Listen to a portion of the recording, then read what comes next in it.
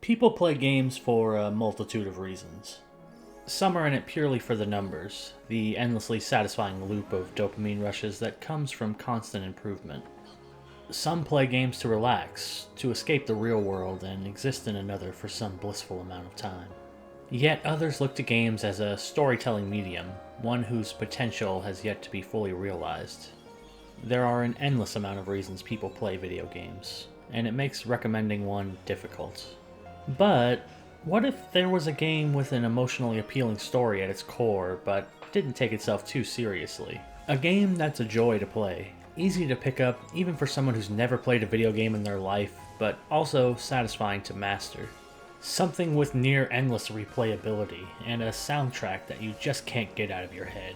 There's no such thing as a game with truly universal appeal, but I think Sayonara Wild Hearts comes pretty close.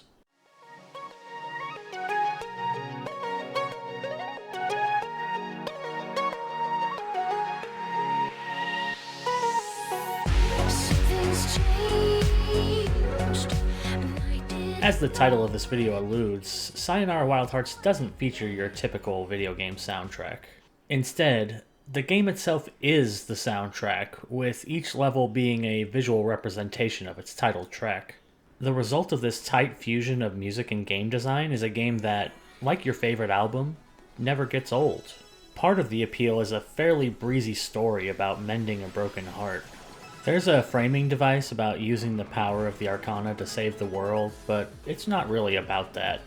Instead, it's about the emotions you feel in the moment, driven by the beating soundtrack and flashy visual design. Aiding this is the subtly brilliant gameplay. The controls are dead simple, consisting of movement on one analog stick and rhythmic pressing of one button. It sounds limiting on paper, but in execution, it continually amazes. Using this simple control scheme, they've managed to make a game that changes the way it plays and feels constantly, but never frustrates. One moment you'll be drifting down the highway in an open-top convertible, and then the next you'll be playing 3D Tetris on a VR headset. Not only does each level look distinctly different, but they feel different as well thanks to amazing controller rumble and constantly changing level gimmicks. It's a mostly frictionless experience as well, with death setting you back maybe a couple seconds after an instant reload. That doesn't mean there aren't some difficulty spikes on occasion, but with checkpoints every few seconds, failure never feels like a chore. There's even a set of in-game achievements and challenges for the masochists out there who crave perfection. Sayonara Wild Hearts is a comfort game for me. It's maybe an hour and a half long, and yet I've put in dozens of hours between buying it on Steam and Switch. It's a game I pull out every once in a while just to have the experience, to relive the ride. I think you should play Sayonara Wild Hearts. Also, it's narrated by Queen Latifah, if that makes any difference. So, thanks for watching, and... Sayonara, Wild Hearts!